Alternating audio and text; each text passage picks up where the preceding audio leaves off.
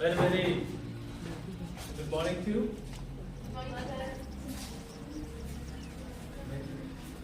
Today, we have gathered here to celebrate your farewell party. After getting your education in this institution throughout the year, you have got a lot of knowledge. As Mohit sir has told you, there is much difference between the two words Viveka and knowledge. When you are getting knowledge, you can achieve the sense of thinking what is right, what is wrong. And when you have got knowledge, then you can achieve wisdom, Viveka. What should do, what should not do. Wisdom tells you what is wrong, what is right. And Viveka tells you what should do, what should not do. Okay? Yes, sir. What is the need of current time? At first, I pray to Ma Goddess Saraswati, who is the mother of knowledge of this universe.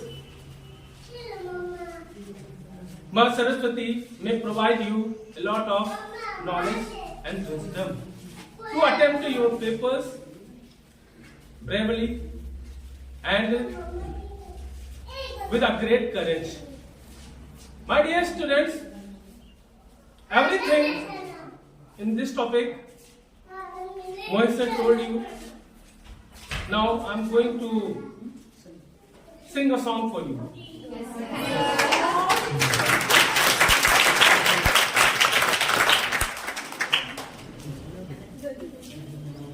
बच्चों तुम तकदीर हो कल के हिंदुस्तान की।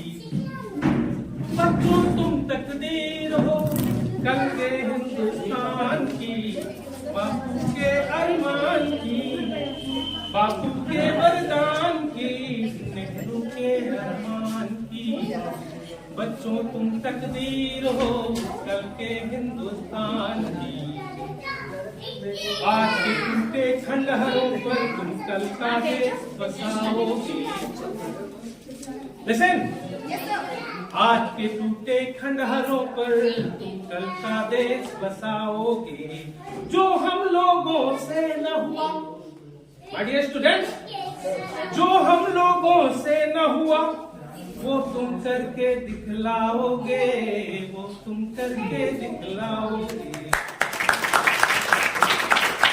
तुम नन्ही बुनियादें हो, तुम नन्ही बुनियादें हो दुनिया के नए विधान की।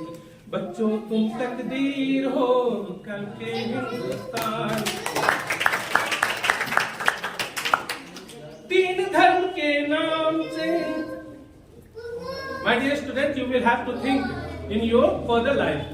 तीन धर्म के नाम पर कोई बीज फूट का बोए ना, कोई बीज फूट का बोए ना। जो सदियों के बाद मिली है वो आजादी खोए ना। हम मजहब से ऊंची है, हर मजहब से ऊंची है कीमत इंसानी जान की, कीमत इंसानी जान की। बच्चों तुम तकदीर हो कल के Hindustan. If you have courage, if you have valor, you can achieve everything. If you stop in a corner and say, I can't do it, I can't do it, it is impossible. My dear students, think from there. With that word impossible, nothing is impossible. itself, I am possible. I am possible. If someone says you can't get good percentage, you can't get anything, don't feel yourself discouraged. Start from there. Start from there. You think there is the second line. The first line was erased. You will have to start the second line. Why? मैं अकेला ही चला था जानिबे मंजिल मगर, मैं अकेला ही चला था जानिबे मंजिल मगर, और लोग मिलते गए कारवां बनता गया. If you wait for someone will help you. No one will help you in this world. Everyone wants to grind his axe. प्रत्येक व्यक्ति केवल आपसे अपना मतलब निकालना चाहता है. इस दुनिया में कोई आपका इतना सगा नहीं, और सगा अगर सबसे ज्यादा होगा तो वो आपका गुरु होगा, और गुरु के बाद आपका अपना स्वयं का विवेक.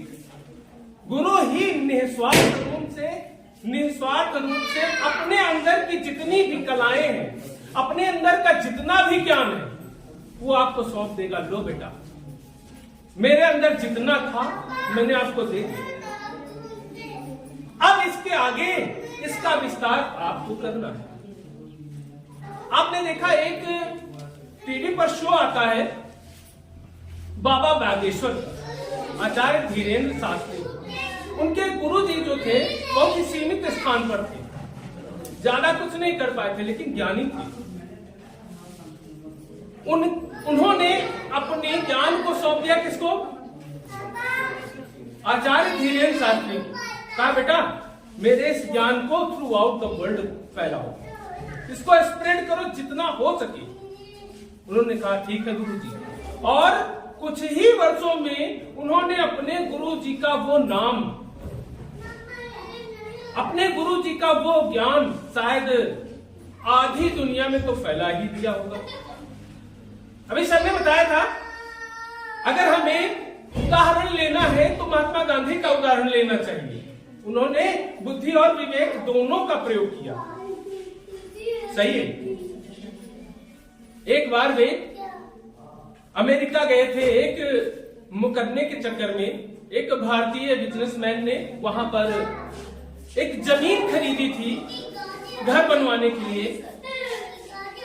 उसने वहां पर परमिशन ली, लेकिन परमिशन क्या मिल रही थी? एक मंजिल की बिल्डिंग आप बनाएंगे, उस पर दूसरे का होगा, फिर तीसरे का होगा, फिर चौथे का होगा. नहीं समझे? यहाँ भारत में इतनी स्वतंत्रता है आपको कि जहां पर आप घर बनवाते हैं वो आप ही की जमीन होती है, लेकिन वहां पर ऐसा नहीं है. स्क्वायर फीट नीचे ऊपर अगल बगल सब उसके अकॉर्डिंग आपको मिलता है. तो उन्होंने खरीदा था 12 फीट ऊपर का, 12 फीट ऊपर का, और 44 फीट जो था ऑलराउंड था नीचे का. अब महात्मा गांधी ने उसको विवेक दिया. क्या दिया? विवेक. क्या तुम बेटा 11.5 फीट बनाओ. कितना बनाओ भाई? खरीदा तो तुमने 12 फीट है. उसने कहा मैं अपने ऊपर किसी और को नहीं बसने दूंगा. उसने 11.5 फीट बनवाया. दूसरा बिल्डर आया, उसने कहा इसके ऊपर की जमीन भैया मुझे चाहिए. जिसने जमीन बेची थी उसके हाथ बेचने लगा. पिटीशन फाइल हुआ कोर्ट में. महात्मा गांधी छोटी सी लुंगी पहने हुए. अधिकतर आपने वकीलों को देखा होगा, बैरिस्टर्स को देखा होगा, कोट पैंट आदमी होता, छोटी सी लुंगी पहने, छोटा सा वही कुर्ता पहने वो पहुंच गए. हाथ में अपनी किताबें लिए हुए, लॉ वाली बुक्स. जैसे ही वहां पर पहुंचे उन्होंने जज साहब के सामने अपने रिगार्ड्स को एक्सप्रेस किया. फिर उन्होंने अपना पक्ष रखा देखिए, जो जमीन का मालिक था उससे इन्होंने 12 फीट ऊपर का खरीदा, 11.5 फीट। अब इसको पता नहीं था कितना ऊंचा करे, अब मैसन ने बना दिया 11.5 फीट। कितने बना दिया उसको भी पता होना चाहिए, तो आर्किटेक्ट होता है। अब 12 फीट के ऊपर ये ले सकते हैं, बना सकते हैं। कितने फीट के ऊपर? 12 फीट तो इन्होंने खरीद लिया है, उसके ऊपर बना सकते हैं। अब 12 फीट के क्या आसमान में उसको टांगेंगे? उसके लिए तो एक बेस चाहिए ना। वहीं पर मुकदमा खारिज हो गया। और किस चीज की जीत हुई? तो India has such wisdom. No one can defeat Indians and you are Indians. मेरे प्रिय बच्चों, work hard and get a lot of success. Increase the name and fame of your parents along with your teachers. I have only this wish. Okay? That's all.